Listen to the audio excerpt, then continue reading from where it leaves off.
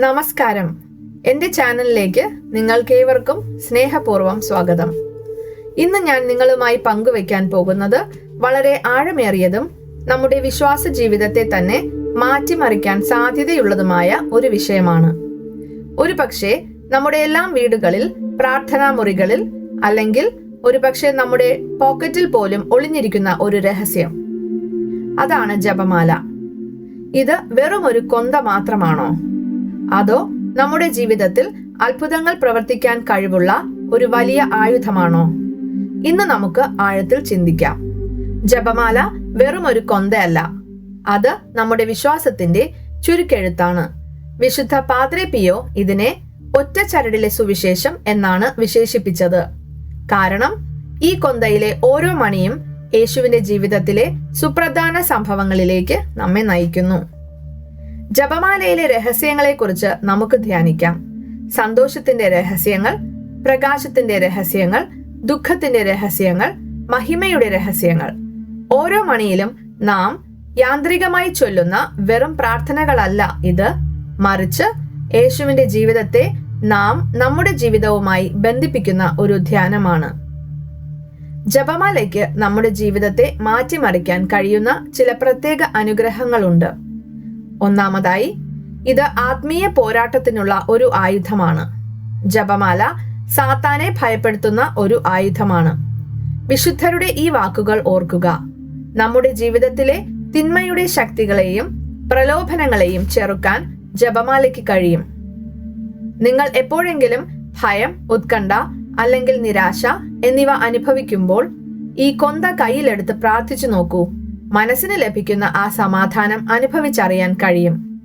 രണ്ടാമതായി, ഇത് പരിശുദ്ധ അമ്മയുടെ സംരക്ഷണമാണ്. ജപമാല ഭക്തിയോടെ ചൊല്ലുന്നവർക്ക് അമ്മയുടെ സവിശേഷമായ സംരക്ഷണം ലഭിക്കുന്നത് നമ്മുടെ ജീവിതത്തിൽ വലിയൊരു ധൈര്യമാണ്. അപകടങ്ങളിൽ നിന്നും പ്രതിസന്ധികളിൽ നിന്നും അവ നമ്മളെ സംരക്ഷിക്കുന്നു. മൂന്നാമതായി, ഇത് കുടുംബ ബന്ധങ്ങളുടെ കെട്ടുറപ്പാണ്.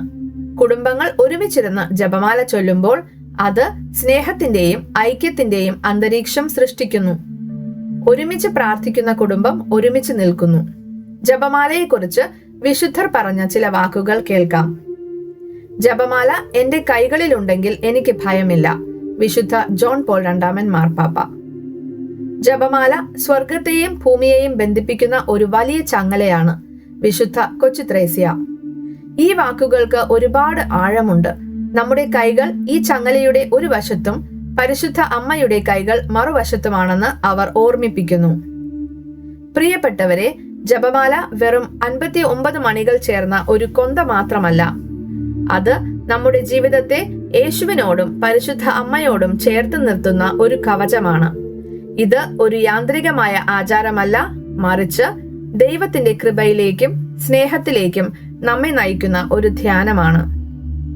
അതിനാൽ നിങ്ങളുടെ കയ്യിലുള്ള കൊന്ത പൊടി പിടിച്ച് അലമാരയിൽ വെക്കാതെ അത് വീണ്ടും കയ്യിലെടുക്കുക. നിങ്ങളുടെ ജീവിതത്തിൽ ഒരു അത്ഭുതം സംഭവിക്കണമെങ്കിൽ ഇന്ന് തന്നെ ഈ പ്രാർത്ഥന തുടങ്ങൂ. പരിശുദ്ധ അമ്മയുടെ കരം പിടിച്ച് ക്രിസ്തുവിലേക്ക് നടന്നടുക്കാൻ ജപമാല നിങ്ങളെ സഹായിക്കട്ടെ. ഈ വീഡിയോ നിങ്ങൾക്ക് ഇഷ്ടമായെങ്കിൽ ലൈക്ക് ചെയ്യാനും നിങ്ങളുടെ പ്രിയപ്പെട്ടവർക്ക് ഷെയർ ചെയ്യാനും മറക്കരുത്.